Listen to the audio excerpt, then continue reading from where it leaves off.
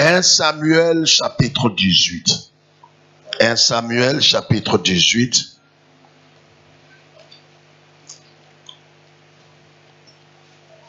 « 1 Samuel dans l'Ancien Testament, on gagne du temps.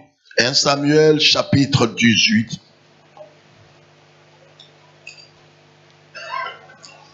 « 1 Samuel chapitre 18.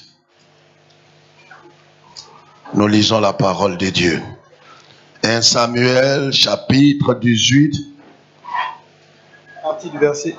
Nous lisons à partir du verset 6 jusqu'au verset 10. Comme il revenait lors du retour de David,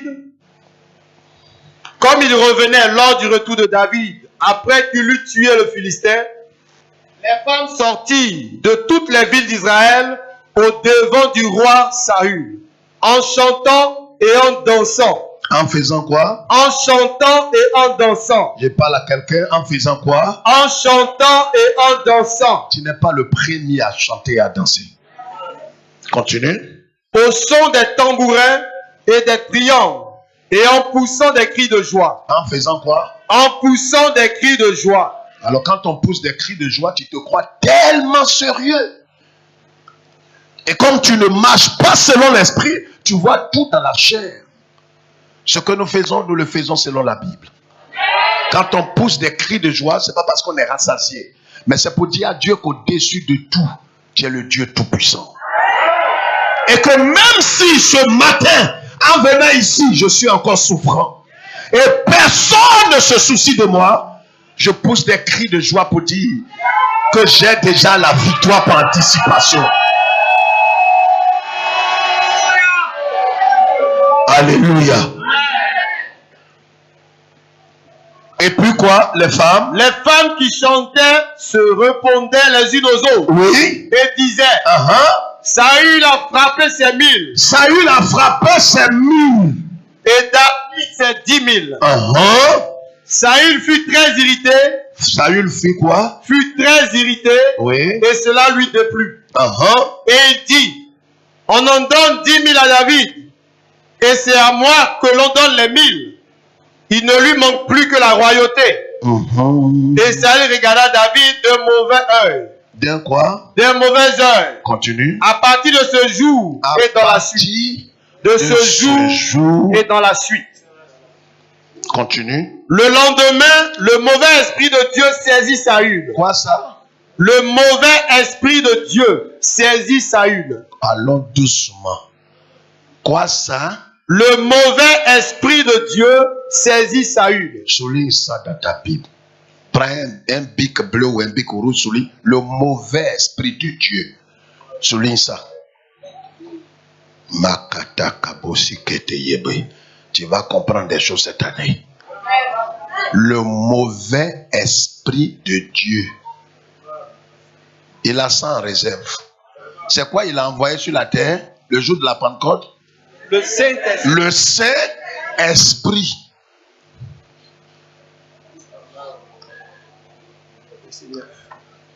C'est en fonction de la disposition du cœur que Dieu libère les esprits. Reprends ça.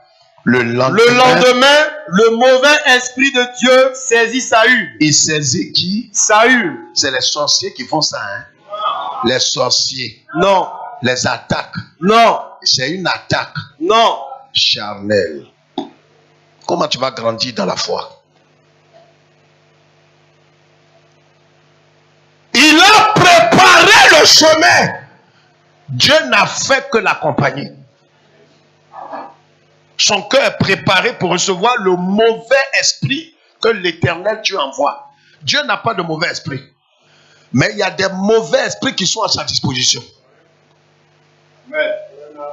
Il les envoie là où il doit les envoyer. Quand le cœur est préparé et disposé à cela.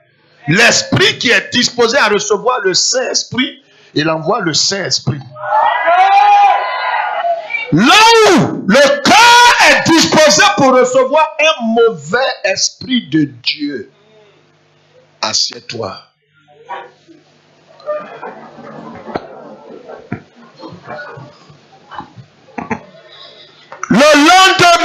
le mauvais esprit de Dieu saisit Saül, qui des transports au milieu de la maison. David jouait comme les autres jours et Saül avait sa lance à sa main.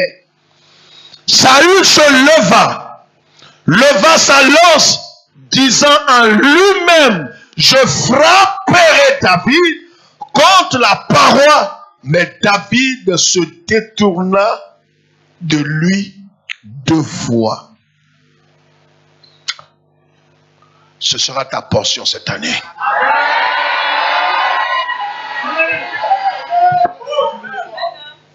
Est-ce que c'est de toi je parle? J'ai dit, l'Éternel va t'amener à déjouer toutes les attaques contre ta vie.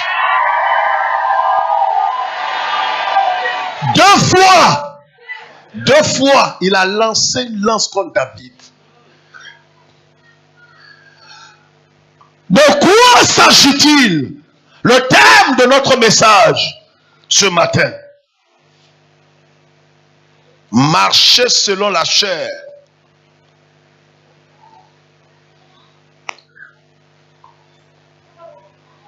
Ou le chemin de la déchéance. Marcher selon la chair ou le chemin de la déchéance. Écris ça avec un bic rouge. Marcher selon la chair ou le chemin de la déchéance.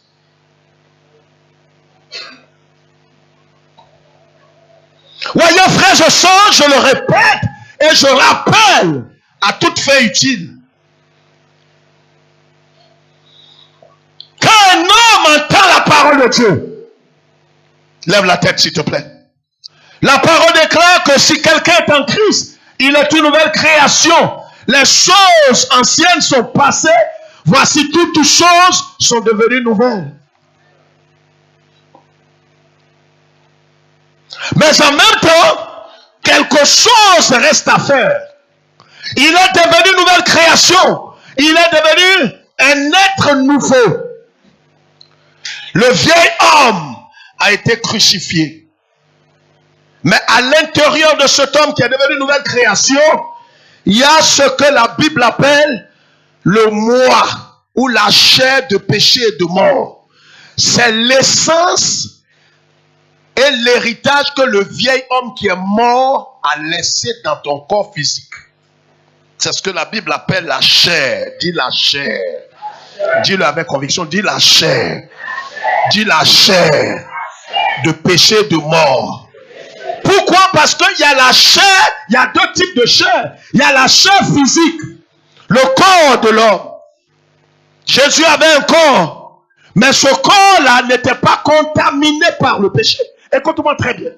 Tu vas comprendre pourquoi est-ce que, malgré que l'année soit bénie, toi tu peux échouer. Ça n'a rien à voir avec les sorciers. Ça n'a rien à voir avec la puissance des sorciers. Pas parce que les sorciers seraient puissants, pas parce qu'ils seraient forts, mais simplement parce que tu n'as pas compris le principe de Dieu de ne pas marcher selon la chair.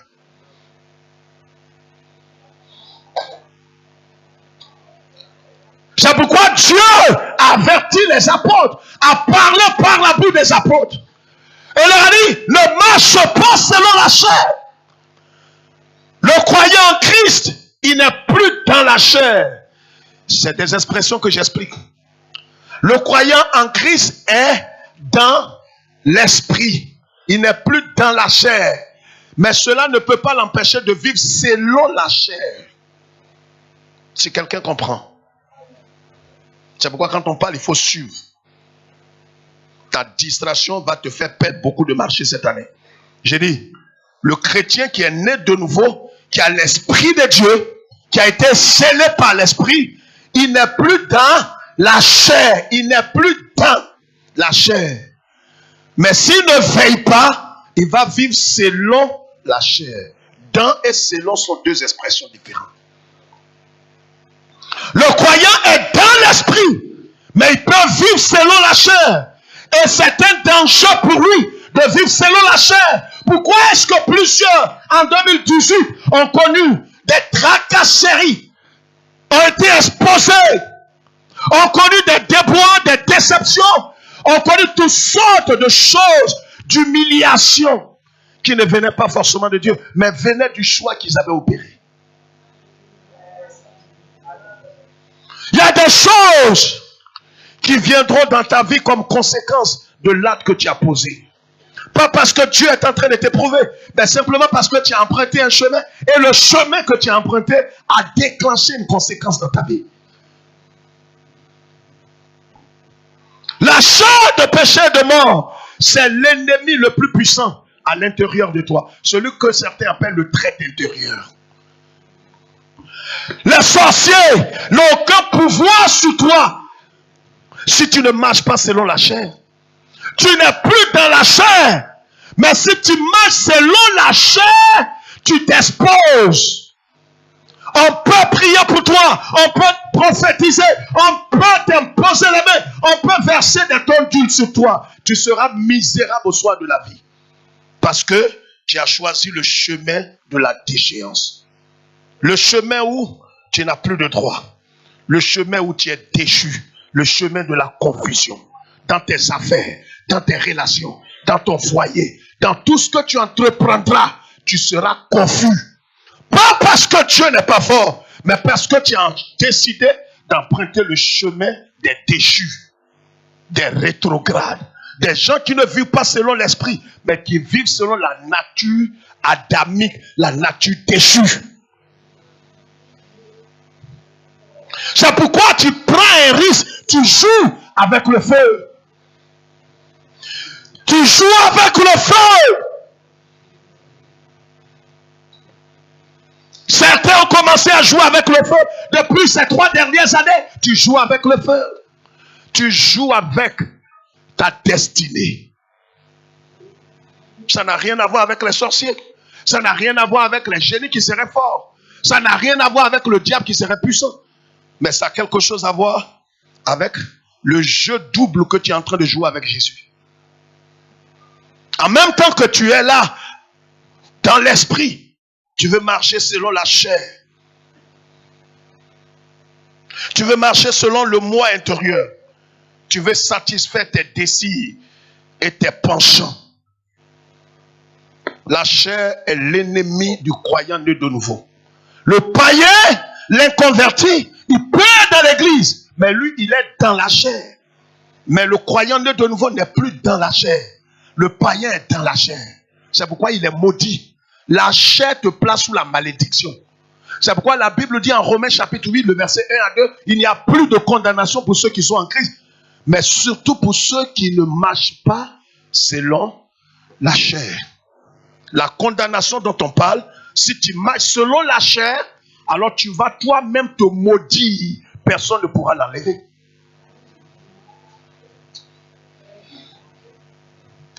La parole de Dieu déclare que David, le serviteur de Dieu, écoute-moi très bien, frère. C'est pourquoi, vous voyez, c'est pas honnête de mettre tes déboires, tes échecs, tes attaques et toutes ces choses sur le diable. Le diable, il fait toutes ces choses. Mais tant que tu ne lui ouvriras pas des portes, il ne le fera pas. C'est un monsieur qui est mauvais, mais il est maudit. Il est impoli, mais il est poli. C'est un impoli poli. Et c'est facile. Vous voyez, ceux qui vont être misérables cette année, c'est des gens encore qui non seulement ils marchent selon la chair, mais ils vont commencer à accuser leurs parents. Les plus misérables, ce sont ceux-là. Des gens qui marchent selon... Vous voyez, c'est pas que le diable soit fort, pas que les démons soient forts et puissants, mais quand tu marches selon la nature adamique, vous voyez, à la conversion, tu as reçu le Saint-Esprit. Mais en même temps, il faut que tu comprennes qu'il y a 2 entités à l'intérieur. Il y a l'homme nouveau, avec l'Esprit de Dieu, et il y a la nature adamique qui est déchue, qui est l'essence même, ce que la Bible appelle la source du mal. La source du mal, c'est la chair de péché et de mort. C'est une loi. tu ne peux pas la maîtriser, tu ne peux pas la soumettre. Ce que la Bible recommande, la croix seule, il faudrait que vis-à-vis de la chair, tu puisses la maintenir crucifiée. Car en vérité, elle a été crucifiée en même temps que le vieil homme. Ce que Dieu te demande pendant tout ton pèlerinage ici-bas, c'est de maintenir la chair crucifiée. Si tu la laisses, qu'elle se réveille dans ta vie, ton destin changera de cours. Je te le dis devant Dieu, je te montrerai la base et la base biblique. C'est pourquoi tu peux te comporter, parler comme bon te semble, conduire ta vie comme bon te semble. Tu peux être en train de t'habiller comme une prostituée, dans des jeans serrant tes fesses, montrant tes seins, porter des habits décolletés impudiques, comme une femme adultère, quand bien même que tu sois marié. Tu peux continuer de marcher selon la chair.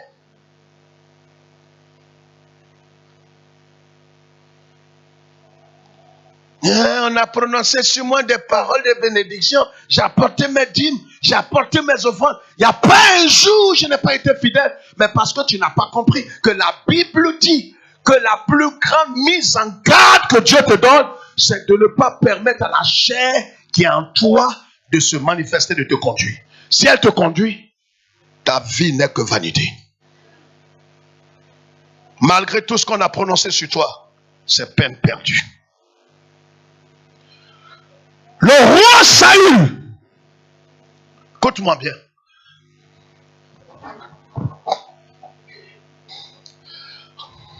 a été choisi par Dieu. Comme toi, tu as été appelé par Christ. Tu es né de nouveau. Mais la chair de péché et de mort est là. Sa présence en toi ne te disqualifie pas pour le ciel. Mais si tu l'actives,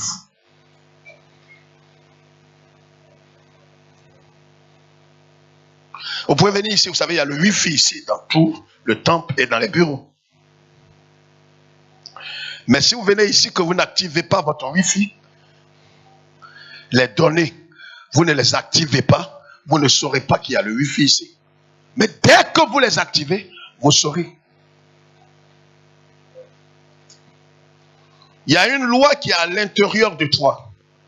Dieu te donne la capacité, selon Deutéronome chapitre 30. Il dit, je mets la vie et la mort devant toi. Mais il t'a donné le libre arbitre. Il ne te contraint pas, il ne te force pas.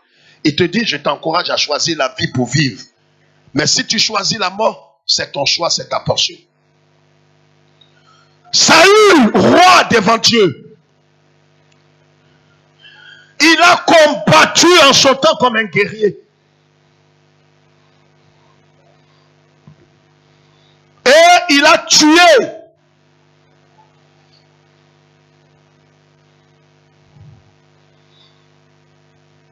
des centaines de personnes. Alors David, poussé par l'esprit, il a été en guerre. Et il a tué le Philistin, Goliath. Non seulement Goliath, mais plusieurs autres personnes. David est un guerrier. David est le symbole de la marche selon l'esprit. Saül est le symbole de la marche selon la chair. La chair et l'esprit. Le chemin que tu choisiras va déterminer l'issue de ta vie cette année. Saül a tué 1000. David en a tué 10 000 selon les femmes. Les femmes ont commencé à chanter, à faire un ballet. Écoute-moi bien. On commençait à faire un ballet. Saül a tué 1000. Saül a tué 1000. David a tué 10 000. 10 000. 10 000. Saül a tué 1000. David a tué 10 000. 10 000. 10 000, Saül a tué. Quand Saül a entendu ça, vous savez, tout ce que nous entendons,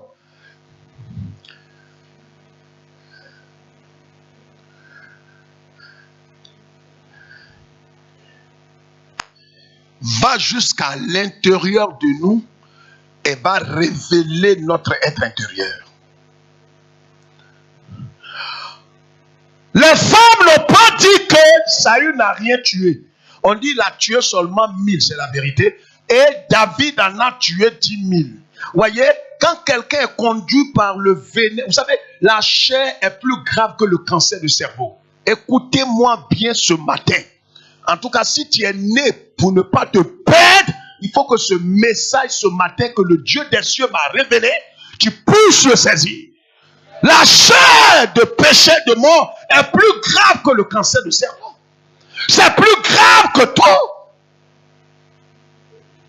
Il y a vu des gens qui, je ne sais pas s'ils sont vraiment conscients, qui jouent avec ça. Ils marchent dans ces temps-ci selon la chair. Mais tu es malheureux. Est-ce que tu comprends ce que tu dis? La chair te conduira en enfer. Malgré tes bonnes œuvres. Peut-être toute ta vie dans l'église, tu as prophétisé, tu as imité des langues.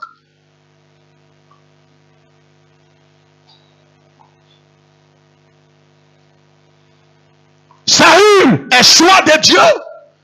Mais qu'est-ce qui va se passer? La Bible dit quand il a entendu cela, quelque chose s'est passé dans son cœur. Voyez quand un frère rend témoignage des bienfaits de Dieu dans sa vie. Regardez l'esprit qui s'empare de certains. Ça, c'est un esprit de jalousie, de vanité, d'envie, d'aigreur. Et quand il lit sur le visage de quelques personnes, tu sens et tu vois qu'il n'est pas heureux. Que ce soit à une tierce personne, que Dieu fasse grâce. On est obligé de dire à ces gens, acclamons le Seigneur, poussons des cris de joie. Il vit dans la chair. Et comme il vit selon la chair, pas dans la, il vit selon la chair, selon la pensée de la, parce que la chair est comme une entité. Elle a des pensées, elle a des désirs. C'est pas un démon, mais il est à l'intérieur de toi, dans ton corps. C'est lui qui te pousse au mal. Sinon, toi-même, tu ne fais pas de mal. Toi-même, tu n'es pas colérique. Toi-même, tu n'es pas impudique. Toi-même, tu n'es pas infidèle. Mais il y a une force qui est à l'intérieur de toi et est localisée dans ton corps physique. C'est l'essence de la nature adamique. C'est comme un poison qui est dans ton sang. C'est lui qui te pousse à faire le mal. Et cette chair, ce que Dieu te commande, c'est de la maîtriser. C'est pourquoi, en Romains chapitre 6, le verset 6, il est dit qu'en vérité, celui qui est mort est libre du péché. C'est-à-dire vis-à-vis de la chair, quelle attitude je dois adopter? Je dois permettre à la croix de Christ de faire son œuvre à moi. Je dois permettre à la croix de Christ de mettre à mort mes désirs, mes penchants, mes droits, ma gloire, mon honneur. Je dois être tous les jours, chaque seconde, chaque jour, je dois être prêt à exposer ma vie, à perdre ma vie. Car ma vie englobe mon honneur, ma dignité, mes droits, mes raisons, ma louange, mes toilettes, ma raison d'être.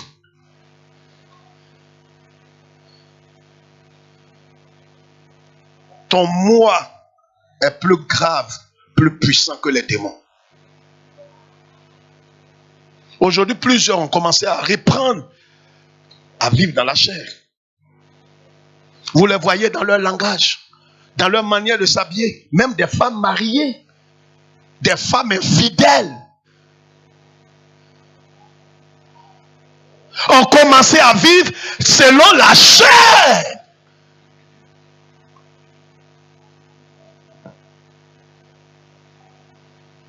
Quand tu vis selon la chair, tu es déchu.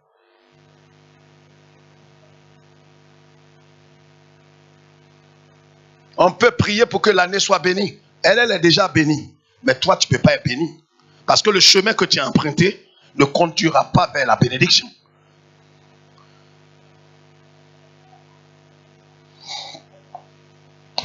La Bible dit le lendemain, d'abord Saül regarda David d'un mauvais œil. Frère, je vais vous révéler 4 choses qui caractérisent la marche selon la chair. La première chose, on voit là l'histoire de Saül et David. La Bible dit que Saül, il regarda d'un mauvais œil.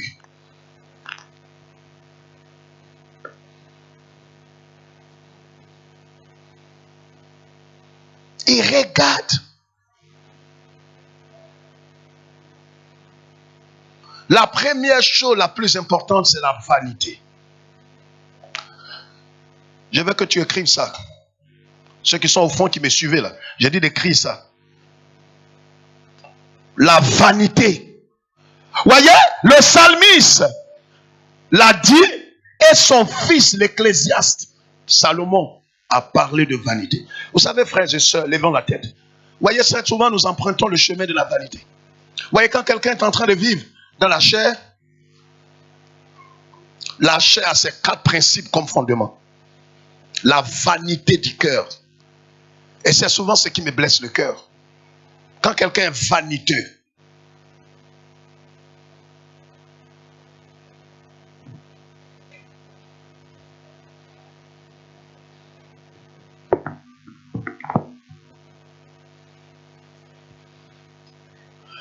la Bible dit qu'il regarda David d'un mauvais œil. La vanité vient du mot vain, qui veut dire quelque chose qui est sans valeur. Comment est-ce que tu regardes ta soeur avec un mauvais œil à cause d'un pain? Ça ne me fait pas rire, ma soeur. C'est trop tragique. On chante, on est en train de célébrer Dieu. On parle à l'homme,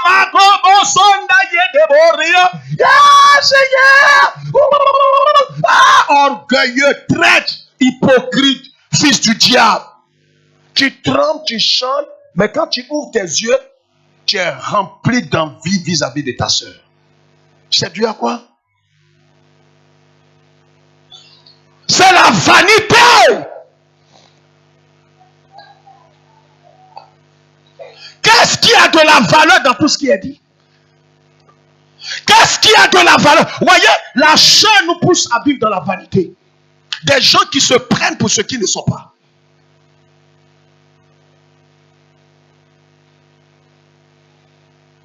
Ils se comportent comme quelqu'un qui a percé spirituellement parlant. Et pourtant, c'est un va-nu-pied spirituel. C'est un rétrograde. C'est un immature. Le cœur de Saül était rempli de vanité. Parce qu'il voulait que tout tourne autour de lui. Voyez, quand tu veux que tout tourne autour de toi, dans ton foyer, tu es arrogante sur ton mari.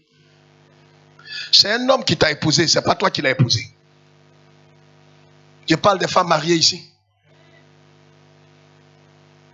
Mon mari est sorcier. Mon mari mange l'homme. Mon mari boit du sang, il met. Mon mari. Et c'est un traître, pasteur. Mon mari est maudit. Mais s'il est maudit, c'est que toi tu es maudit. Toi tu es maudit aussi. Et dans tous les êtres humains, c'est ce maudit que tu as choisi. Mais c'est que tu n'es pas sérieuse. Tu n'es pas une femme digne.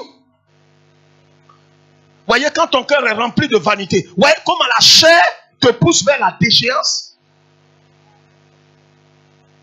Tu peux te promener de prophète en prophète. On va te oindre, on peut te rebaptiser. Tu te fatigues. Dieu regarde au cœur. Il ne regarde pas les actions extérieures. Avant de vaincre ton ennemi extérieur, il y a ton ennemi intérieur. C'est comme dans une entreprise. Quand vous voyez qu'il y a un détournement ou il y a un vol, très souvent quand la police fait des investigations, on interroge ceux qui travaillent dans l'entreprise d'abord. Parce qu'il doit avoir un instrument qui est là, un canal. Toi, tu ne peux pas vaincre l'ennemi si tu n'as pas vaincu l'homme intérieur. La chair, c'est ton ennemi intérieur. Il est en toi. Il meurt avec toi. Tu laisses tes pensées marcher. Voyez, le premier point important, c'est la vanité. Saül était rempli de... Quand tu es rempli de vanité, tu es préoccupé par des choses sans valeur.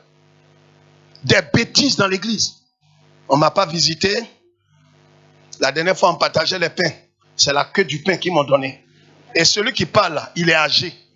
Et souvent, non, ça ne me fait pas rire. Souvent, des femmes d'un certain âge.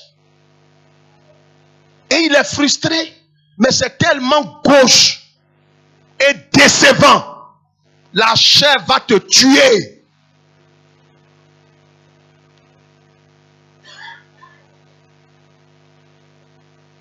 On va marcher la bouche à l'ombre comme ça. Qu'est-ce qu'il y a? Il n'y a rien. Où tu vas? Il va nulle part.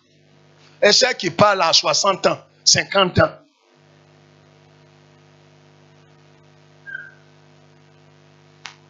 Mes enfants et moi, on s'en va à la maison. Il y a quoi? Il n'y a rien.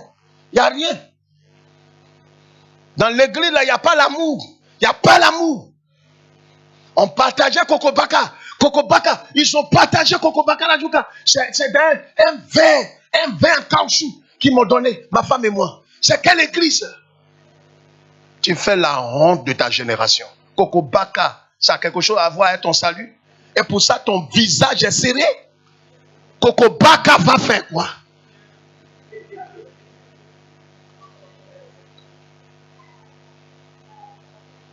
Il est allé à la cellule. On a salué tout le monde. Allô frère, bonne arrivée, bienvenue frère. On l'a dépassé. Il regarde tout le monde. Les gens n'ont pas fait exprès. Il regarde. On a dit, c'est la dernière fois que je viens à la cellule. Il n'y a pas l'amour dans la cellule. C'est pas l'amour dans la... Mais comme tu n'es pas né, je vais vous dire quelque chose devant le Seigneur. Que Dieu me juge si ce que je dis n'est pas biblique. Vous savez, quelqu'un qui n'est pas né de nouveau, vous fatiguez sur sa vie. Vous ne pouvez pas l'encadrer. Pour un oui, pour un non, il est sur le qui-vive. Je quitte l'église. Je ne viens plus à l'église. Je ne viens plus à la cellule. Ne m'appelez plus. Mais qui même a envie de t'appeler? Non, qui a envie de t'appeler? On est venu ici en convoi. On a payé ton transport pour venir ici. Il faut réfléchir. Hein? Ici, là, on a la certitude qu'on vous présente l'évangile. C'est pourquoi si tu es assis sur toi, tu vas durer sur toi. Ce n'est pas de l'orgueil. Quand quelqu'un est né de nouveau, vous voyez, un enfant, il va tout faire. Il va tout faire. On va même 2500 mamans. On met 2500 bébés. Les mamans sont dit, maman, écoutez attentivement. Son bébé crie, c'est mon bébé qui pleure. Ce n'est pas révélation. Elle ne va pas à l'église. Elle sait que c'est son bébé. Parce qu'il y a quelque chose qui les lie intimement. Depuis les entrailles. Regarde, je parle des fils de Dieu. Il y a quelque chose qui te lie depuis le corps de Christ à ta vie. C'est pourquoi le malheur peut te poursuivre. Il t'a terrassé. Et lui, il ne te soulève pas, il te dépasse. Mais celui à qui tu appartiens, il vient, il te soulève.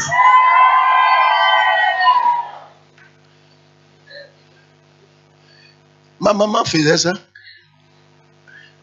Vous comprenez pourquoi est-ce que les mamans, ils diminuent toujours l'âge de leurs enfants? Son fils est mollet. On dirait chose là.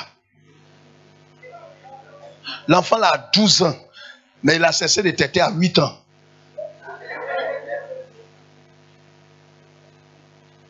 Des enfants qui disent à leur maman, maman, assieds-toi, il va téter. Et tète, et puis il va à l'école. Il y en a comme ça. Il ne faut pas avoir honte.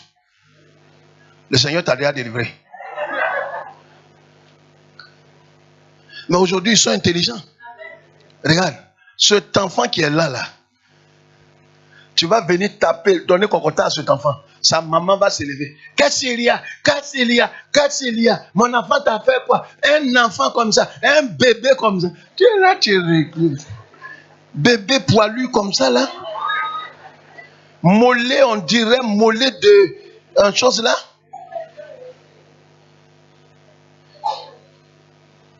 Les mamans, vous faites ça ou vous ne faites pas ça? Toi-même, souvent, tu es papa là, même tu es là, tu regardes du cœur. Il faut le laisser. Ah, chérie, il faut le laisser. Lui là, il a quel âge? Lui là? Le vieux là? Pour savoir qu'il est vieux, mets 100 francs et puis mets billet de 1000 francs. Il dit, papa, c'est de choisir. Mais ça, c'est 1000 francs. Ça, c'est 100 francs.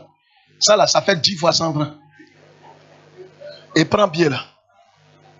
Et c'est lui là que toi, tu dis non, mon fils de 7 ans est là, 8 ans, je vais enlever ma culotte là, tu es femme.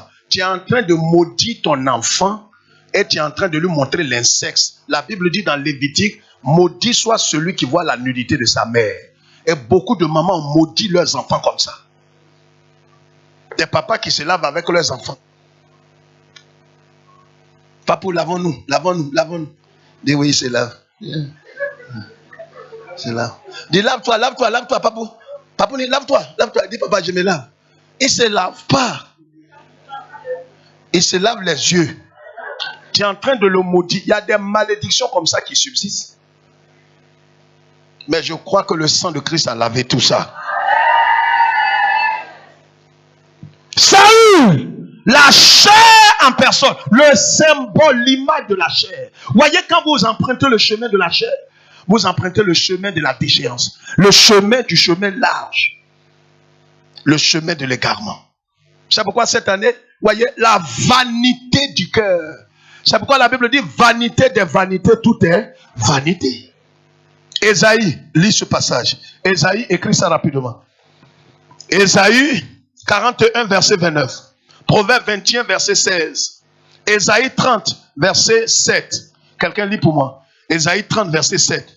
Ésaïe 41, verset 29. Proverbe 21, verset 6. Voyez, Ézéchiel 28, verset 15. Qu'est-ce qui a poussé Lucifer à se rebeller contre Dieu? C'est quoi? C'est la vanité du cœur. C'est qu'à un certain moment, tu es préoccupé par les petits détails. Ça veut dire que tu es là, mais tu ne te contentes plus. Tu rentres dans la folie des grandeurs. Lucifer, la Bible l'appelle quoi?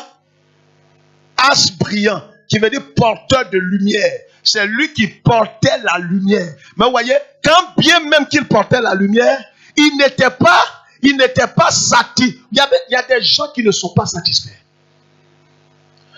Or, là où se trouve l'insatisfaction, viendra la vanité. Tu vas commencer à développer des sentiments qui ne viennent pas de Dieu. Allons-y, Proverbe, verset 6. Proverbe 21, verset 6. Allons vite, pasteur. Des trésors, une langue mensongère, sont une vanité fugitive et l'avant-coureur de la mort. Ésaïe 41, verset 29.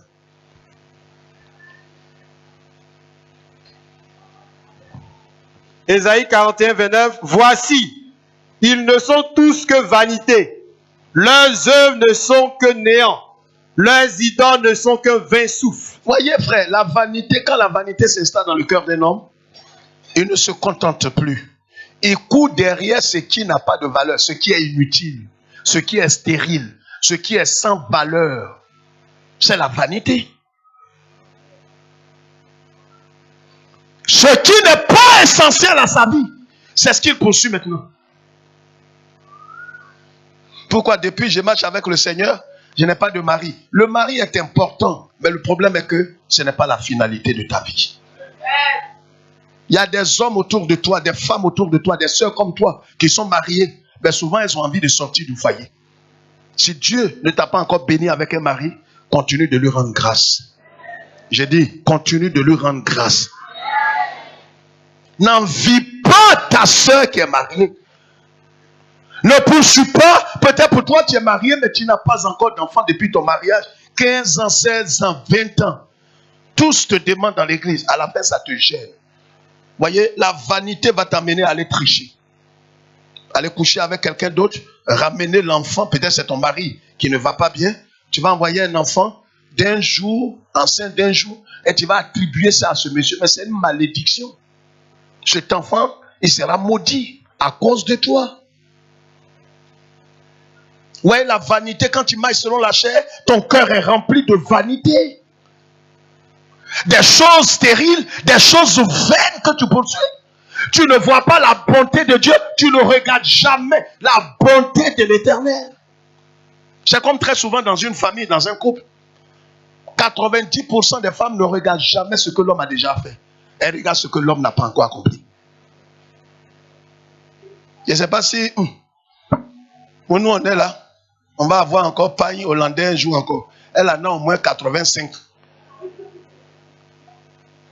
Où je suis, je n'ai plus de chaussures. Elle en a au moins 27.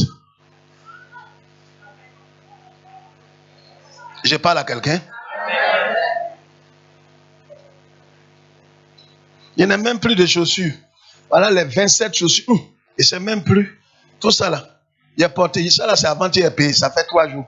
Il a porté, tout le monde a déjà vu. La vanité amène des gens dans des vices, dans l'esclavage. Regardez des femmes aujourd'hui qui se sentent obligées.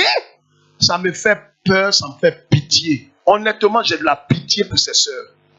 Allez payer mèche brésilien 200 000. Mais tu es misérable. Non, écoute-moi, tu es misérable. Je ne suis pas ton père dans la foi. Je ne conseille pas de telles choses. Tu vas faire quoi dans cette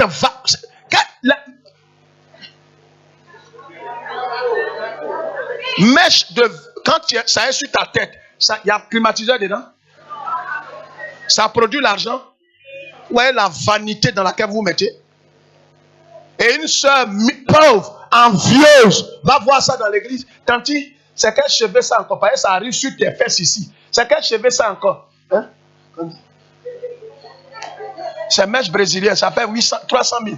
J'ai pris pour moi. Ça, c'est comme naturel. Quand tu penses ça là, c'est comme naturel. Parce que regardez, quand tu veux suivre la mode, tu deviens esclave. Habille-toi bien, fais-toi belle. Mais quand tu veux suivre la mode, parce que ce que tu vois, mèche brésilien, il y a pour Canadien, tu vas sortir de lui. 800 000. Et ça là, c'est dépassé. Tu vas enlever ta vilaine perruque là, jeter ça, aller chercher. Ouais, pour Canadien. On dit pour Canadien, ça fait 400 000. Ah, où j'ai trouvé l'argent. Si elle est mariée, elle va faire chantage sur son mari. Chantage. Tous mes camarades, leur tête, c'est tête brésilienne. C'est tête brésilienne. Les mecs sont comme ça aujourd'hui. Moi où je suis maintenant, je vais laisser ma tête comme ça. Voyez comment des foyers aujourd'hui sont fragilisés parce que des femmes ont décidé, des hommes ont décidé d'introduire la chair, de vivre selon la chair et d'introduire le monde dans l'église et dans leur foyer. Or Dieu a maudit le monde. Il dit celui qui aime le monde, l'amour du Père n'est plus dans son cœur. Tu fais quoi avec les perruques de couleur? Rouge, jaune, vert. Misérable. Oui, ailleurs, on ne peut pas te dire ça. Si on te dit, tu vas quitter l'église. Je dis misérable. Amen. Ta perruque, on n'en a plus besoin.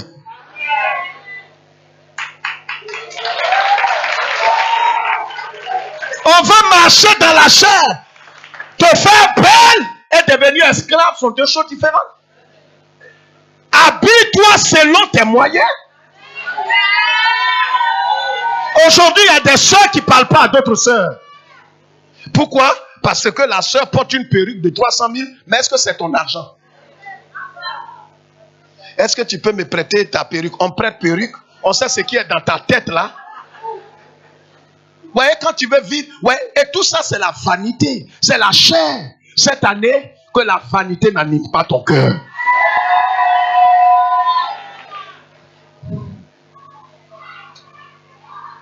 Pour aller payer bijoux qui pend comme ça. Ouais, ça est ici. Ça même, ça peut barrer la vue de quelqu'un.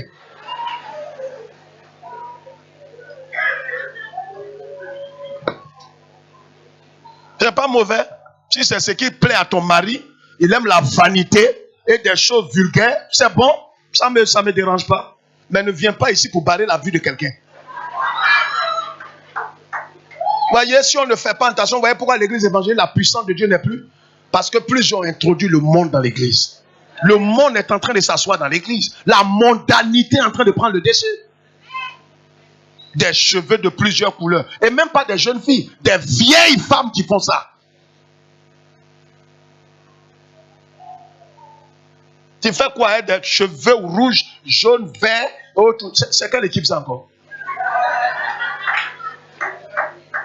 Vanité des vanités. On veut paraître. Mais ça là, souvent si c'est pour garçon, tu fais là. Garçon, quand il voit ça, il ferme les yeux. Bon garçon comme nous là, on voit ça, on ferme nos yeux.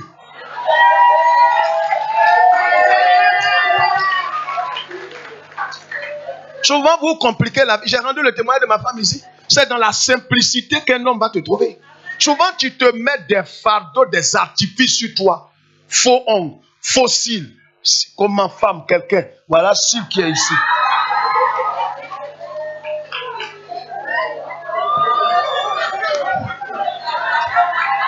Voilà cils. On dirait éventail.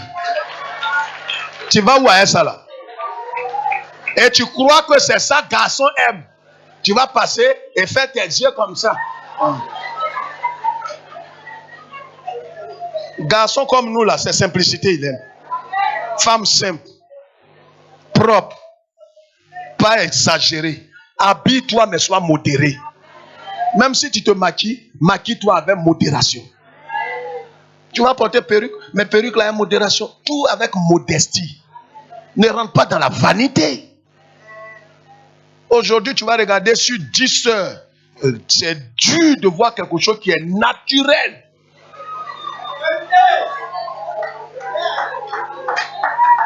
À part son bonjour qui est naturel, tu vas vérifier fesses, c'est caoutchouc. Sein, caoutchouc. Cils, caoutchouc. Ongle là, ça peut te blesser mal. C'est pas mauvais. C'est pas mauvais. Mais il faut aller doucement. Touche quelqu'un, dit j'espère que c'est pas de toi, il parle comme ça. Quand même, toi tu es vrai. Tout ne peut pas être faux sur toi. Vanité des vanités, tout est vanité. Arrête de marcher selon. Aide-moi. Arrête de marcher selon. Ça va te tuer. C'est la vanité. Fais-toi propre, fais-toi belle. Mais il ne faut pas extrapoler. Pas extrapoler.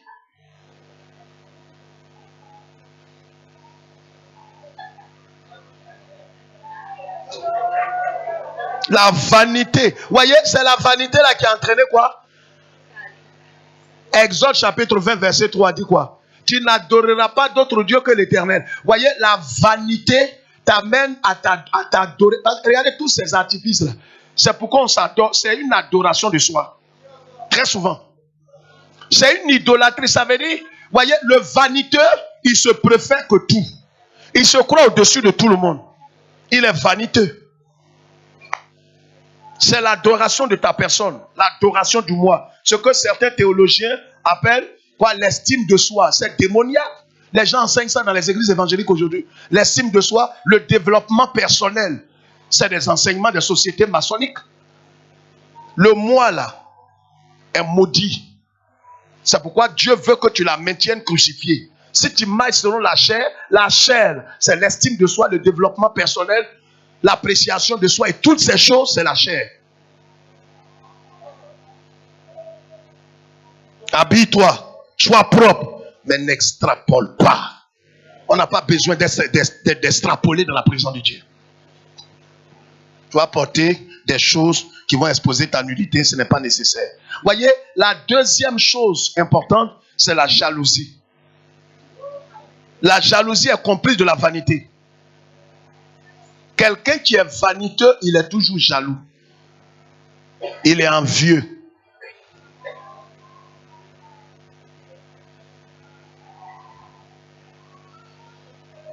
Et le jaloux, c'est celui qui ne veut jamais voir quelqu'un prospérer autour de lui. Le jaloux, c'est celui qui est aigri. Il peut marcher avec toi. On a vu des jaloux, des frères, des pasteurs. La jalousie peut prendre le cœur de tout le monde. Tu marches avec un frère, Dieu lui ouvre une porte. Tu ne sais pas ce qui te prend. Un coup comme ça, tu commences à ne pas être content. C'est vrai ou bien c'est faux? Ça arrive à tout le monde. Si tu ne fais pas attention, tu vas commencer à être déchu. C'est pourquoi vous voyez très souvent des frères en témoignage et tu vois un frère qui est assis comme ça. Dis à frère, je veux vraiment bénir le Seigneur. Alors, vraiment, on a marché ensemble pendant 13 ans. On a combattu le bon combat ensemble. Dieu m'a fait la grâce. Je viens d'avoir mon visa pour les États-Unis. Son ami comme ça. Tu dis quoi? Je dis oui, je viens d'avoir mon visa pour les États-Unis. Je pars comme ça aux États-Unis, par la grâce de Dieu. Vraiment, je ne vais jamais t'oublier. Tu étais un compagnon fidèle pour moi. Disons la vérité, 99% d'entre nous, tu n'es pas content. Viens voir les menteurs. Tu ne vas pas être content. Quand tu le regardes, tu aurais voulu que ce soit toi. Ça là, c'est la chair qui fait ça. Tu aurais voulu que ce soit toi. On dit non, c'est sa femme, c'est son enfant. Non, tu aurais voulu que ce soit toi, ta famille. Ça paraît naturel. Mais si tu laisses faire, ça va devenir un sentiment de jalousie. Et tu vas commencer à bouder ton frère, à bouder ta soeur, comme si c'est lui qui est la cause de tes blocages. Comment lui réussit et toi tu ne réussis pas? Comment lui il a eu le visa et toi tu n'en as pas eu? Comment lui il a eu des affaires et il ne t'a pas montré la technique? C'est des choses qui peuvent s'emparer de notre cœur. Veillons sur notre cœur. La vanité, son complice intime, c'est la jalousie.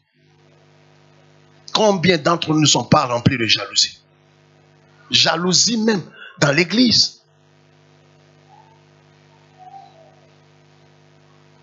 Une soeur va passer avec son Hollandais. On discutait. Attends. Qui passe? C'est Ita Guette. C'est Ita. Dis non, ça c'est... Non, ça ressemble à Hollandais. Je te parle de quelqu'un. Pourquoi même toi tu connais pas un plus que moi? Notre présidente là, c'est Ita Guette, elle prend. Président qui n'a pas de job, les présidents, je ne sais même pas comment papa fait pour établir ces gens-là. Une femme sans valeur. Regarde comment elle s'habille dans Itaguette. Mais c'est dans Itaguette là que Dieu l'a choisi. Dieu ne regarde pas l'apparence stérile. Dieu regarde au cœur. Si Dieu veut regarder à l'apparence, aucun d'entre nous ne seront choisis. C'est dans son Itaguette là que Dieu l'a positionné.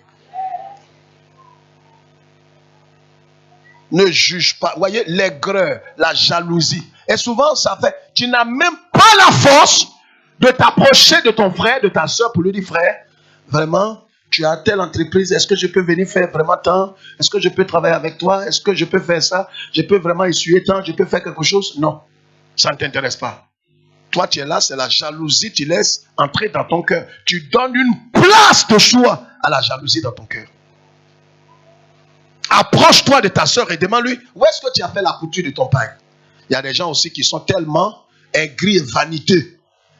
Non, bon, ça c'est mon couturier. Femme, pour montrer son couturier, on dirait son copain. Je connais tout ça. Mon couturier. Tu veux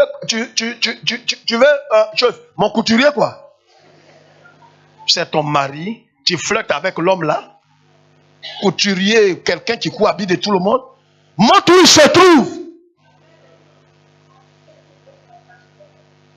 Même quand vous demandez aux femmes de faire un groupe comme ça, d'aller coudre des habits ou des uniformes, regarde comment chacune protège son couturier. En tout cas, si ce n'est pas chez mon couturier, ça ne vaut pas la peine.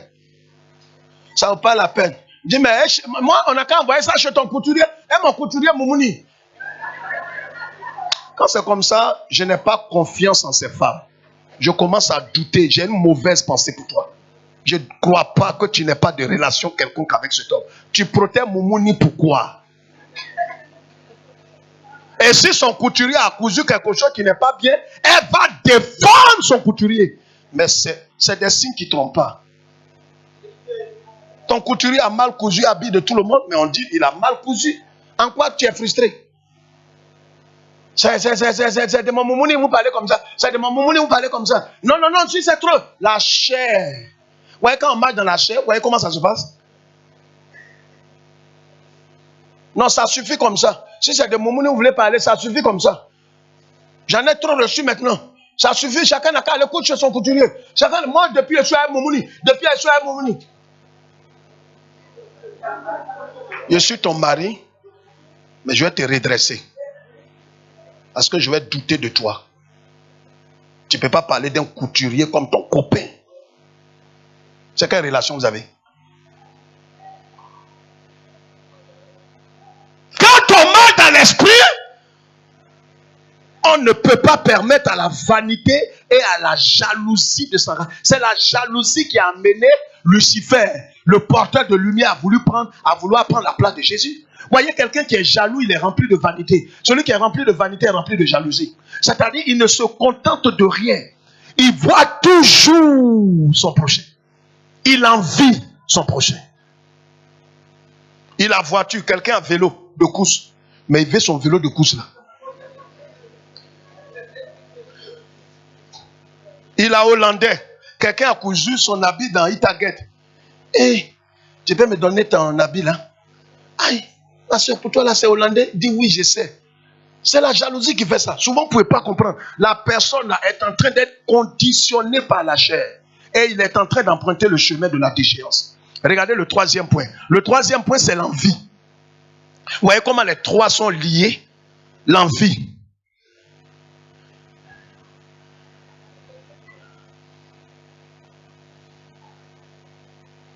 La vanité, la jalousie, l'envie. C'est un sentiment de convoitise à la vue du bonheur de quelqu'un. C'est étroitement comme la jalousie. Un sentiment de quoi? De convoitise à la vue du bonheur de quelqu'un. Il est envie. Il y a des gens comme ça. Il envie le poste de son patron. Il envie le poste de la secrétaire. Il envie le poste de tout. Mais tu ne vas pas être heureux. Tu envies même le salaire de quelqu'un d'autre. C'est pourquoi ton argent viendra, mais ça ne te profitera pas. Contente-toi de ce qui est dans ta main. Dieu va bénir ça. Dieu va t'ouvrir d'autres portes. Mais si tu ne te contentes pas de ce que Dieu te donne, comment? Il n'a pas dit de ne pas faire les affaires pour être béni. Mais dans un premier temps, bénis-le pour ce qu'il te donne. Bénis ton salaire. Apprécie. Bénis Dieu pour ce salaire. Ne le maudis pas. Tiens, tu prends ton salaire, tu vas faire comme ça. Ah, c'est le salaire, ça là. Ça c'est le salaire qui est là. 122 000. Il fait quoi, 122 000? Dieu, toi-même, regarde dans l'entreprise. Tout cela, des païens, des prostituées, c'est la couche, le patron, lui l'a fait. Moi, je reste chasse, fidèle à toi. Et c'est 122 000 que tu me donnes toujours. Oui, les 122 000 là, Dieu, il met sa grâce sur ça. Toi, tu n'as pas besoin d'être envieux. Ouais, la chair te conduit dans des choses immorales. Tu n'aimes pas le bonheur de ton frère et de ta soeur. Et c'est ce qui amène plusieurs à emprunter des raccourcis. C'est pourquoi, vous voyez, c'est comme dans un foyer. Ne compare jamais ton mari ou ta femme à quelqu'un d'autre. Tu ne sais même pas ce qu'il est. Tu les vois comme ça physiquement, extérieurement, mais tu ne sais pas ce qu'ils sont intérieurement. Ils paraissent glorieux, harmonieux, mais ils ne sont pas ce qu'ils paraissent. C'est comme les films de 15 heures ou 12 heures que vous regardez, la beauté du diable. Ça détruit beaucoup de foyers dans l'église. Les églises évangéliques, beauté du diable. Une femme qui est intelligente, sage, regarde beauté du diable. Et tout ce qui se fait dans le couple là, c'est ce que toi tu veux faire. Et pourtant ça, c'est vraiment de l'imagerie. C'est vraiment de l'imagination. Ce n'est pas quelque chose de vrai. Ça n'existe pas. Ne sois pas envieux. Cette année, marche selon l'esprit. Bénis Dieu pour ton salaire. Bénis Dieu pour ton teint. Bénis Dieu pour ta vie. Bénis Dieu pour ta femme. Bénis Dieu pour ton mari. Bénis Dieu pour tes enfants. Ce que Dieu t'a donné, c'est vrai, peut-être qu'il déconne. Ta femme déconne, tes enfants déconnent. Mais c'est l'Éternel qui te les a donnés. Tu ne t'es pas trompé. Le mari que tu as là, c'est ce que Dieu t'a donné. Peut-être tu n'es pas parfait, mais personne n'est parfait. Prends-le comme ça, bénis-le. Plus tu le bénis, plus il change. On a demandé à une femme ici, des années 99, va à la maison et commence à changer d'attitude vis-à-vis de ton mari. Dis, pasteur, ce que tu me demandes là, ça ressemble un peu au mensonge. Ce n'est pas mensonge. Ton mari rentre, bénis-le. Dis, chérie, je ne sais pas. Parce que les femmes, sur 10 femmes, il y a au moins 9 qui ne peuvent pas faire ça. dit à son mari, vraiment chérie, je ne sais même pas, vraiment, commence à l'honorer pour tout ce qu'il fait. Il aura une transformation dans sa vie. Faut essayer ça au lieu de dire c'est diable, ma belle-mère, les sorciers sont assis dans mon foyer, c'est faux. Change d'attitude vis-à-vis de cet homme qui allait t'épouser. Ah chérie, je bénis Dieu pour ta vie. Vraiment c'est dur, mais chaque mois, vraiment tu fais tout. L'argent de nourriture est là. Tu payes la facture, tu payes ça. Même s'il ne paye pas tout, il faut mettre l'honneur là sur lui.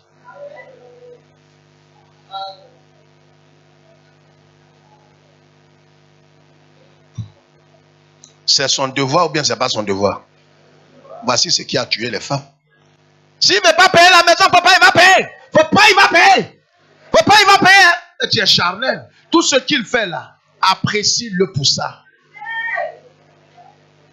Tu as payé la facture, oh, chérie, vraiment. Je ne sais pas comment Dieu m'a donné un tel homme comme toi. Ce n'est pas la flatterie.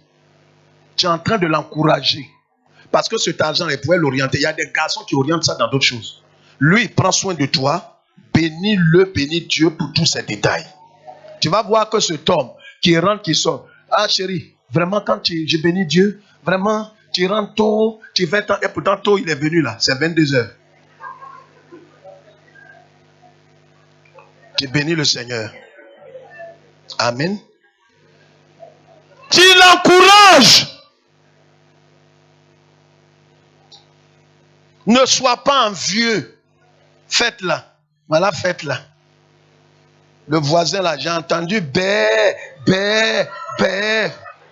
Ils sont en train de tuer 2 moutons. Et nous, c'est 3 pauvres coqs que mon mari achète. 3 pauvres coqs. On est enfant de Dieu ou on n'est pas enfant de Dieu? On est princesse ou on n'est pas princesse? Déchu. Déchu femme. Tu peux bénir Dieu même s'il ne t'a donné pas de poulet. Regardez, j'étais avec mon père. On était à Koumassi à cette époque, les années 74, 75. Il y a quelque chose qui a marqué mon esprit jusqu'aujourd'hui. Il y avait un voisin qui était là. Pleine fête. Mon père avait acheté des poulets et autres. Un monsieur âgé.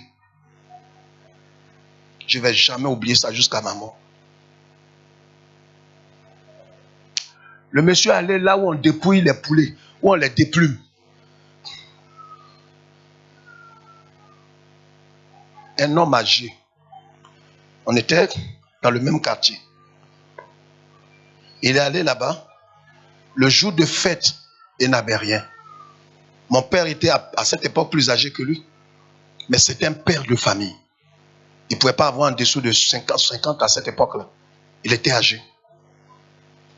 Le père de famille qui n'avait rien, il est allé à Koumassi, où on tue les poulets, on les plonge dans de l'eau chaude.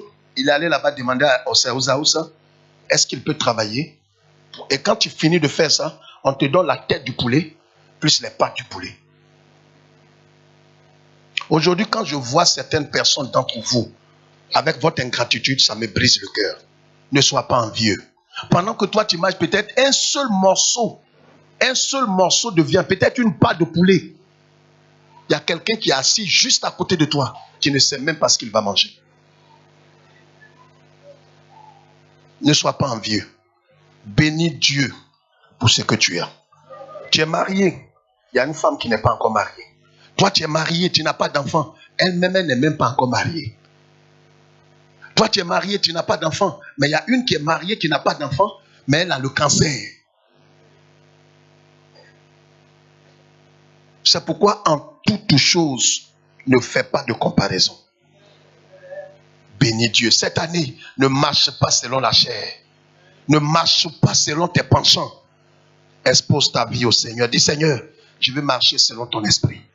Je veux marcher selon la parole de Dieu. Je ne veux pas marcher selon mes désirs, mes penchants. Je ne veux pas marcher pour me faire plaisir. Je veux marcher selon ta voix. Quand ce monsieur est venu avec la tête, 2 têtes de poulet avec des pattes dedans, il a déplumé de poulet pour avoir ces 2 têtes avec les 4 pattes. Et quand il est venu, sa femme a commencé à préparer. J'étais petit, mais j'ai coulé des larmes. J'ai coulé des larmes parce que je me suis dit, Mon père pouvait aller comme ça aussi travailler là pour nous apporter 2 têtes de poulet. J'ai compris dans ma vie qu'il ne faut pas envier son prochain. Il ne faut pas envier. Et je vous encourage cette année à ne pas envier. Celui qui est riche à côté de toi, il est riche pour lui-même. Dieu l'a béni. Dieu lui a ouvert une porte. Mais toi, ne te base pas sur ce qui se passe pour emprunter un raccourci. Attends le temps de Dieu pour ta vie. Ne cherche. Voyez ce qui a amené Saül à vouloir tuer David. Il était animé d'un sentiment de meurtre. Pourquoi? Simplement parce que les gens ont chanté que David a tué 10 000. Même si les gens sont en train de célébrer quelqu'un est en train d'être célébré, toi reste calme. On est en train d'honorer quelqu'un, on t'a oublié. Laisse le temps au temps.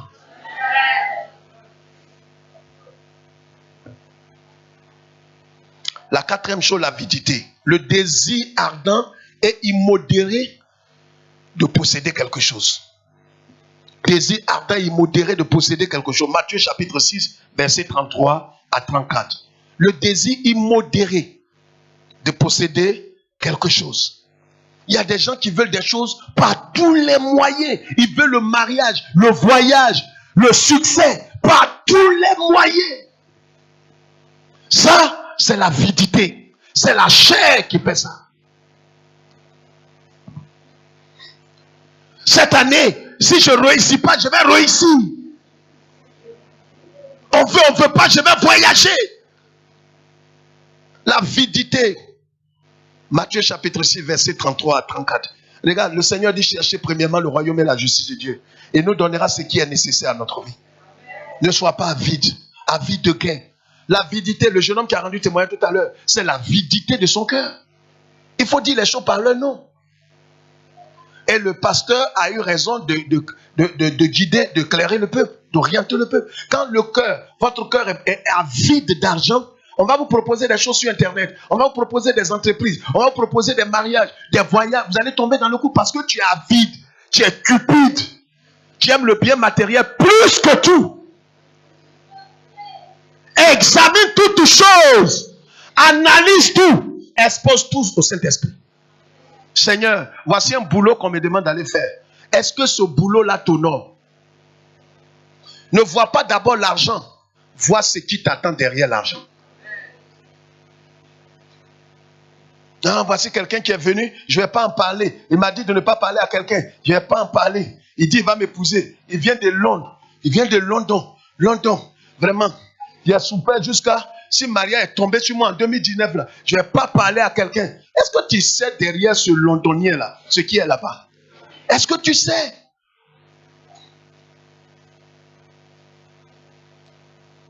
Tu sais? J'ai célébré un mariage ici où j'ai regretté toute ma vie. Il y a au moins 21 ans en arrière. Ce jeune homme qui aimait Dieu consacré, qui servait le Seigneur. Il a aimé une femme dans son entreprise, une grande banque mondiale. Et il est venu, la femme l'a accompagné à l'église. Il dit, va l'épouser. Leur pasteur est mon fils spirituel. Il est venu, vraiment, papa, voilà, mon fils là va épouser. J'ai dit, bon, elle est convertie. Il dit, oui, bon, elle est convertie. Lui-même qui veut sa femme là, il dit, elle est convertie. Il appuie, il dit, elle est convertie. La femme est lesbienne. Lesbienne, grand lesbienne. On a célébré le mariage ici. Ça avait limousine. Le monde qui était là.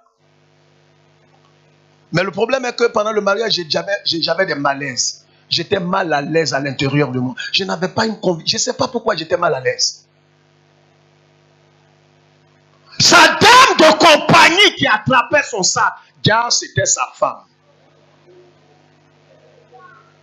Ils couchent ensemble depuis plus de 7 ans. Et les deux ont juré de ne pas se marier. Mais pour voiler leur lesbianisme, elles ont décidé maintenant de prendre un homme et de continuer dedans. Ils ont pris une résidence à Trècheville. Je suis allé là-bas, j'ai consacré le lieu. Je dis ces choses pour que tu comprennes que l'avidité de ton cœur peut t'ouvrir le chemin de la mort. C'est pas Parce que ça fait des années que tu pries pour te marier, que tu vas tomber sur la première venue ou le premier venu. Tu ne sais pas qui il est. C'était une belle femme. J'ai consacré le lieu, ils étaient dedans. Un jour, le monsieur m'appelle. J'ai dit, il est dans une banque internationale que tout le monde connaît. Par mois, il a au moins 2-3 millions. Il a l'argent. Il va au travail. La dame de compagnie de sa femme là ne quitte pas la maison. Il n'avait pas de soucis, pas de mauvaises pensées. Il s'est dit, ce sont deux amis. Elles font tout ensemble. Tu ne peux pas douter. Quelqu'un avec ta femme, elle joue avec ta femme. Tu ne sais pas qu'est-ce qu'elles font. Tu n'as pas mauvaise pensée. Un jour, il est quitté au travail. Il avait oublié quelque chose, un dossier. Et vient et trouve les deux tout nus sur le lit en train de faire le lesbianisme. Tout nus, tous deux. Il a failli s'évanouir. Sa femme lui a dit, regarde, assieds-toi. Celle-là, c'est ma femme. Il croyait qu'il rêvait. Il a dit, regarde, si tu veux, notre foyer peut s'arrêter aujourd'hui. Je l'ai connu avant toi.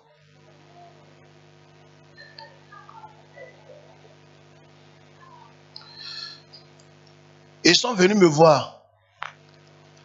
Vous savez, quand vous êtes ancré dans ces choses, vous n'avez pas d'égard pour personne. La femme est venue, elle est assise là. Elle balançait ses cris. Je dis, bon ben oui, pasteur, oui, oui, ce qu'il a dit, d'accord. Ok, oui, j'ai fait. Oui, c'est vrai. C'est mes fils à moi. Et après, aïe. Ils sont sortis de là. La femme même, regardez, pendant qu'ils venaient dans mon bureau, la copine de la soeur là, elle a arrêté au dehors. Elle a pris sa... Elle savait que les lesbiennes sont jalouses. Elle a pris sa voiture, elle a suivi la soeur. On ne peut rien faire. Ils ont leur droit. L'avidité là, c'est où ça te pousse. Tu vas aller tomber dans les bras d'un lion. La chair va te pousser très loin. Frère, que Dieu nous aide. Que cette année, nous ne marchons pas selon. Nous ne marchons pas selon. Nous ne marchons pas selon. Et que nous marchons selon l'esprit. Car celui qui marche selon la chair, il va vers la déchéance et la mort. La chair conduit à la mort. Lis-nous, on va se lever. Lis-nous Galates chapitre 5, verset 18 à 19. Vite. On se lève, on va prier. Aujourd'hui, le couple, la semaine qui a suivi, ils ont divorcé. Le frère a été affecté. La dame a décidé de se marier avec sa dame de compagnie. Les deux vivent ensemble aujourd'hui. Galates chapitre 5, verset 18. Si vous êtes conduits par l'esprit, vous n'êtes point sous la loi. Or, les œuvres de la chair sont manifestes. Oui. Ce sont l'impudicité. Premièrement, l'impudicité, la débauche. L'impureté. La dissolution. La dissolution. L'idolâtrie. L'idolâtrie. La magie. La magie. Les inimitiés. Les inimitiés, les palabres, les divisions, les rivalités, les petits clans. Nous, on est plus important que tant. Certains même ont pensé que les zones missionnaires qu'on a établies, certains voient ça comme des clans. Dans leur immaturité. Ils pensent que quand tu es dans cette zone-là, c'est fini. C'est des stratégies qu'on a mis sur pied pour gagner des hommes. Ce n'est pas des clans. Ce n'est pas des forteresses. C'est pourquoi dimanche prochain, nous avons 2 cultes. Tout Israël, tout à l'heure, va se mettre à droite. Tous les autres peuples, les 3 zones, vont se mettre ici. Et nous allons prier pour vous. Parce que dimanche prochain, le premier culte, Israël fait le premier culte de 7h à 9h. Il n'est pas dit c'est à 7h vous venez ici. À 7h, on commence la louange. À 9h, c'est fini. À 9h30, les autres zones vont rentrer. C'est une stratégie d'évangélisation et d'affermissement. Quelqu'un m'entend? Les querelles, les jalousies, les animosités, les disputes, les divisions. Continue, va vite. Les sectes, l'envie, l'ivrognerie, les excès de table et les choses semblables. Et les choses semblables. Ce qui n'a pas été cité ici que tu connais là. Il faut mettre dedans. Je vous dis d'avance. Je vous dis d'avance. Comme je l'ai déjà dit. Il a déjà dit. Que ceux qui commettent de telles choses. Ceux qui vivent selon les désirs de la chair. On les a trompés. On vous a fait croire que non. Tu peux vivre selon les désirs de la chair. Marcher selon la chair. Mais être sauvé. Celui qui t'a dit ça ne t'a jamais aimé. Si vous demeurez dans les envies, la jalousie, l'aigreur, le manque de pardon, nous demeurons dans ces choses, que nous mourrons dans ces choses, nous ne verrons pas le royaume de Dieu. Vous avez vu comment quand quelqu'un commence à marcher dans la chair, il est arrogant. Il est arrogant, impudique. Il est suffisant. Il y a des frères et sœurs ici, pas pour des problèmes de travail, mais ils ne viennent plus aux réunions. Or, c'est la parole de Dieu qui t'instruit, qui te guérit, qui te construit, qui t'affermit, qui t'amène à te détacher davantage de la chair et à marcher par l'esprit. Mais les mardis, tu ne viens plus aux réunions. Toi qui étais zélé, la chair fait que l'amour que tu avais pour Dieu commence à s'éteindre. Tu n'as plus l'amour de Dieu comme au début. Tu as perdu véritablement l'amour, le premier amour que tu avais pour le Seigneur, ce zèle, cette flamme qui était dans ton cœur, tu as perdu ça. Maintenant, tu es religieux. Tu prends tout à la légère, tu bois, tu fumes un peu, tu vas sur les sites pornographiques, tu fais ça, tu te dis non, ça ne peut pas perdre mon salut. C'est comme bien, je bois un peu de bien là, ça ne fait rien. Si je me promène comme une prostituée, je m'habille comme une pervers dans l'église, non, c'est pas ça qui va perdre mon salut. Tu vois? C'est les ruses du diable, ça. Je l'ai déjà dit ici. Regardez-moi ici. Regardez mon doigt. Je l'ai dit ici. Mais je vais être très ferme envers certaines sœurs ici. Vous serez très surpris de mon attitude envers vous. Vos jeans serrés, plaqués. Vous venez ici, vous allez ressortir de l'église. Parce que c'est de la rébellion et de l'insoumission. On n'a plus besoin de cette prostitution ici.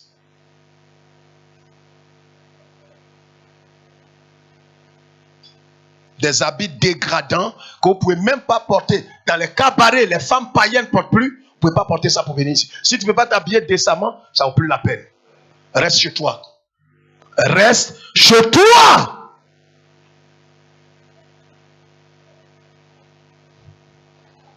Ceux qui commettent de telles choses n'hériteront point le royaume de Dieu. Est-ce qu'on a besoin de commenter ça? Alors un pasteur qui est normal et qui est sérieux est obligé de te dire ce qui est écrit noir sur blanc.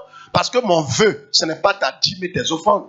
Mon vœu est qu'un jour, toi et moi, même si tu n'as pas aimé ta tête parce que c'était fort le message, mais qu'un jour on se croise au paradis. Tu dis, ah pasteur, par moment j'étais fâché avec toi.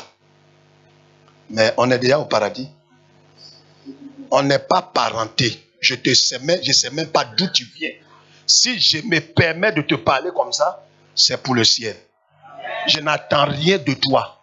Rien. Rien. C'est que nous marchons par l'esprit pour ne pas que des choses t'arrivent et que tu ne comprennes pas d'où ça vient. Parce que le chemin que tu empruntes, le chemin de la chair, il y a des désagréments. Il y a des choses surprenantes. La rancœur, l'animosité, la haine. Certains ont dit, moi je ne vais jamais pardonner. C'est bon, mais le pardon n'est pas un luxe. C'est une nécessité. C'est pour ta propre libération. Les mardis, on ne va pas te motiver. C'est le temps de formation. C'est la révélation de la parole. C'est l'évangile que nous venons écouter pour le salut de notre âme et l'affermissement de notre vie. C'est pourquoi, détourne-toi des œuvres de la chair. Détourne-toi. Normalement, si l'évangile est rentré dans ton cœur, l'évangile devrait pouvoir avoir des signes tangibles extérieurs sur ton corps.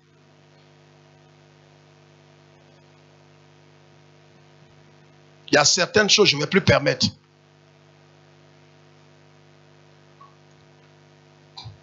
Des habits décolletés, impudiques. Peu importe. si tu n'étais pas respecté, que tu es venu dans ça ici, surtout les jeans plaqués, où on voit toutes tes fesses arrondies, on sait. Toi-même, tu te mets devant quelqu'un comme ça, il risque d'être perturbé dans sa tête.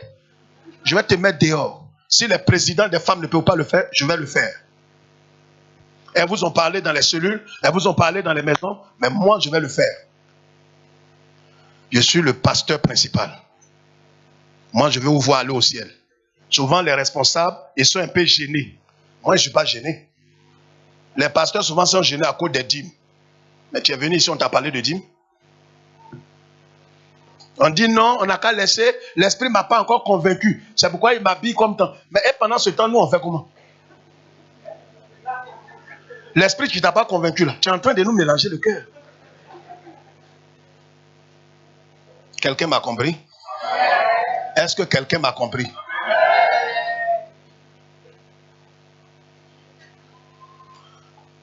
Si quelqu'un marche selon la chair, lui-même est en train de se priver du royaume de Dieu. Cette année-là, le souhait que je voudrais souhaiter à chacun de nous, c'est que nous marchons selon. Nous marchons selon. Je veux que chacun me réponde et puis je vais prier. Nous marchons selon et non selon la. Car selon la chair nous conduira à la mort éternelle. Lève les deux mains, je vais prier. Éternel, que ton nom soit béni. Seigneur, nous avons compris ta parole. Nous voulons marcher selon l'esprit et non selon la chair. La chair nous a amenés à faire des dégâts. Nous avons été des canaux, Seigneur notre Dieu, que l'ennemi a utilisés pour briser la foi de plusieurs. Mais ce matin, nous nous repentons devant toi. Par notre langage, par notre habillement, par notre attitude, nous avons éloigné plusieurs de toi. Mais nous voulons nous repentir ce matin.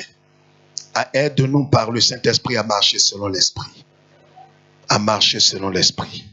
J'ai dit à marcher selon l'Esprit. De nous-mêmes ne sommes pas capables. Mais tu nous donnes la latitude de marcher par l'Esprit. Que la gloire te revienne parce que tu nous permets de le faire. Mais afin que comme tu ajoutais à l'église ceux qui étaient sauvés, ajoute à l'église chaque jour ceux qui sont sauvés.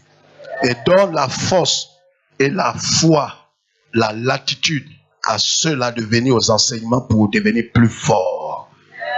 Et sois avec nous, au nom du Père, du Fils et du Saint-Esprit, l'église dit Amen.